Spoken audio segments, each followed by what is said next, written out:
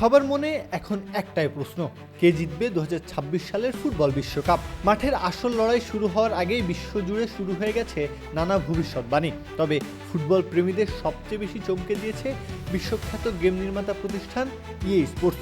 তাদের মতে স্পেনের ঘরেই যাবে বিশ্বকাপের শিরোপা। ফুটবল দুনিয়ায় EA স্পোর্টসের প্রেডিকশন কেউ সহজে উড়িয়ে দিতে পারে না। এর আগে 2010 সালে স্পেন, 2014 সালে জার্মানি, 2018 সালে ফ্রান্স এবং সর্বশেষ 2022 সালে আর্জেন্টিনার বিশ্বজয়ের নিখুঁত পূর্বাভাস দিয়েছিল তারা। টানা 4 বিশ্বকাপের ট্রফি কার ঘরে যাবে তা অবিকল মিলিয়ে দিয়ে তারা প্রমাণ করে দিয়েছে নিজেদের গ্রহণযোগ্যতা। এবারের আসরের ভাগ্য নির্ধারণে EA স্পোর্টস তাদের গেমের বিশেষ মোডে সম্পূর্ণ 104টি ম্যাচের একটি ভার্চুয়াল সিমুলেশন চালিয়েছে। আর সেই রোমাঞ্চকর সিমুলেশন শেষে জানা গেছে নতুন বিশ্বজয়ীর নাম। সিমুলেশনের হিসাব অনুযায়ী দীর্ঘ 16 বছর পর আবারও সোনালি ট্রফি ছুঁয়ে দেখবে লুইস দে লা ফুয়েন্তের দল স্পেন।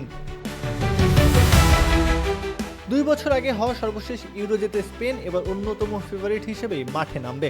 বিশেষ করে বার্সেলোনার 18 বছর বয়সী তরুণ ফুটবলার লামিন ইয়ামালকে ঘিরে স্প্যানিশ ভক্তরা বুনছেন এক নতুন স্বপ্ন। EA স্পোর্টসের মতে এই তরুণ তুর্কির হাত ধরেই স্পেনের ফুটবলে যোগ হবে বিশ্বকাপের আরেকটি ট্রফি।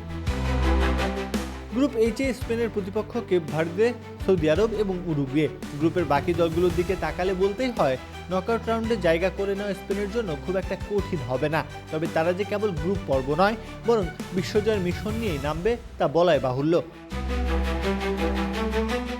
একগাদা প্রতিভাবান আর তরুণ খেলোয়াড় নিয়ে মাঠে নামতে প্রস্তুত হয়ে আছে স্পেন।